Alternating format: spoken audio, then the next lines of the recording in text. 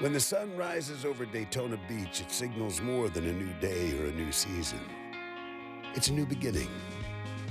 The first start for the new kids on the grid. A fresh start for those who've been around this place, oh, so many times. The first green flag of the year. It's no flag at all. It's a reset button. So did you know that for the first 60 years of NASCAR, a Petty, be it Lee, Richard, Kyle, or Adam, raced in NASCAR? The Pettys, arguably the first family of the sport, but not the only family. Take the Bakers and the Allisons. Then our other Hall of Famer, Dale Jarrett, and his father, Ned. And of course, no discussion of family in NASCAR is complete without the Earnhardts. So when a driver makes it big by, say, winning the Daytona 500, we say that event puts them on the map. Well, sometimes that famous driver literally takes the map along for the ride. Awesome Bill from Dawsonville, anyone? The tiny town in Georgia that gave us Bill Elliott. There is no cutesy rhyme that goes with Bill's sons Chase, also from Dawsonville, but that tiny town of 2,255 has embraced Chase as much, if not even more, than his dad.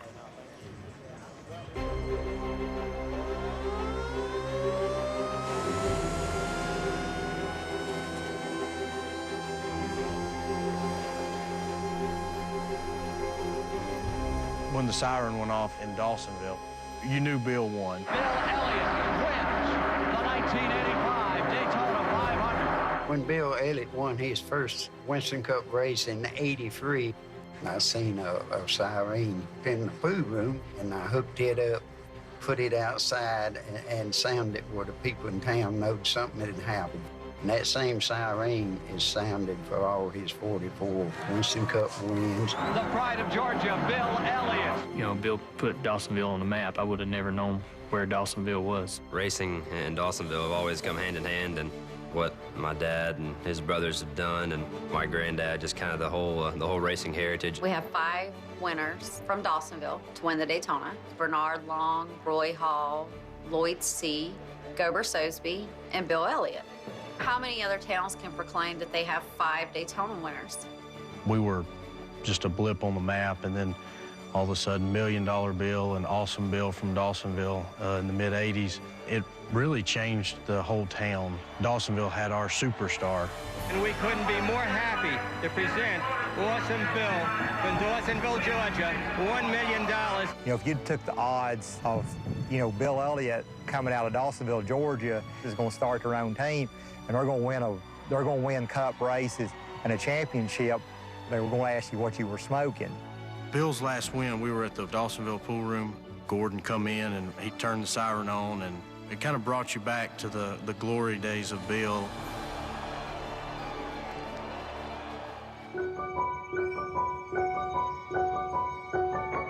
As young as I can remember him being, he always wanted to be a race car driver. He came to me when he was pretty little and said he wanted to race, and I said, that's between you and your mother. You work it out with her, and whatever y'all do is fine. I knew there was no fighting it. He and Bill had already been discussing it. Well, obviously, he got his way. The youngest winner in the ARCA Racing Series, the 9 of Chase Elliott. When Chase came, it's like history repeating itself. All of us that missed out back in Bill's heydays, he's our next generation. Times are different now than what they were when my dad was, racing. I've been really fortunate to have a lot of his supporters support me, and that's always comforting to know that those people are behind you. I don't want to say that it's going to put Dawsonville on the map, because Dawsonville's been on the map. But I think it's just going to explode again. The higher he gets up in the series, you can really start to see the town just, it's almost kind of like it's starting to swell with a little pride. And you see a lot of the younger generation get behind racing. We're looking for the tradition of racing in Dawsonville to extend a long time. And Chase is the one that's he's picking up the banner and he's taking it with him. When Chase started winning some of his earlier races, Gordon decided that he would do the siren again. I have a new siren for Chase Elliott, got it up on the pole. really ever since I started racing Bandoleros, that Gordon's been doing that on the weekends that we win. So that's a pretty neat deal to kind of keep that tradition going. The first time I sounded the siren for Chase, we hadn't sounded in a while for Bill, so people started coming out of the building, looking up in the sky, and they learned what it is now. And when that siren sounds, everybody in town knows Chase has won a race. Sound that siren. Siren a lot. Now, Rick Hendrick is not an owner known for bringing drivers along and developing them.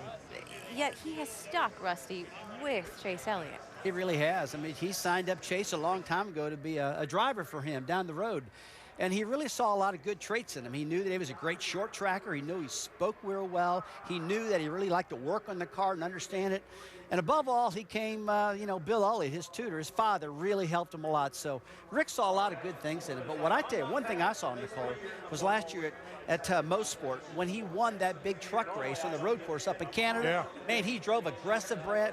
He drove so hard. He won that race. I said, guess what? This kid's made it. He's here. Yeah, he's a very aggressive race car driver. And the thing I like about him, I was following him around one day at the Hall of Fame. He didn't know I was behind him. He's got this swagger to him, He's got this coolness to him. Yeah, cool hair. He does. He's a cool young man. But I'll tell you what, you see this in a lot of sports. You see a lot of fathers or sons come along after their fathers or brothers or whatever. And the one thing he's got the pedigree, but he's also got the talent. This kid is the real deal, and Rick Hendrick doesn't put his stamp on anyone unless they're the real deal. But we've seen Junior Motorsports have several great moments. We've also seen them struggle. Last year with Regan Smith, at one point they had what seemed to be an insurmountable lead in the championship. Obviously, the championship was not won by Regan Smith. It was won by Austin Dillon. So my question is Junior Motorsports as strong as Chase is talented? I think they are. I don't think Rick Hendrick will let this kid fail. There's no doubt about that. He's going to stay behind him and stay supporting him. But look, are they as good as, say, Team Penske with Brad Keselowski? Are they as good as Joe Gibbs Racing with Kyle Busch? Maybe not that good yet.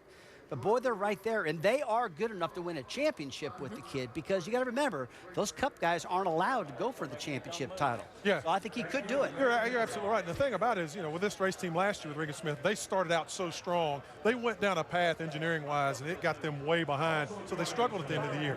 I'm telling you right now, though, you listen to these words. Rick Hendrick doesn't have a lot of development drivers. He is 100% behind this kid.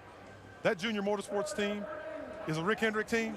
They're going to perform better. I'll guarantee it. Well, let's talk to the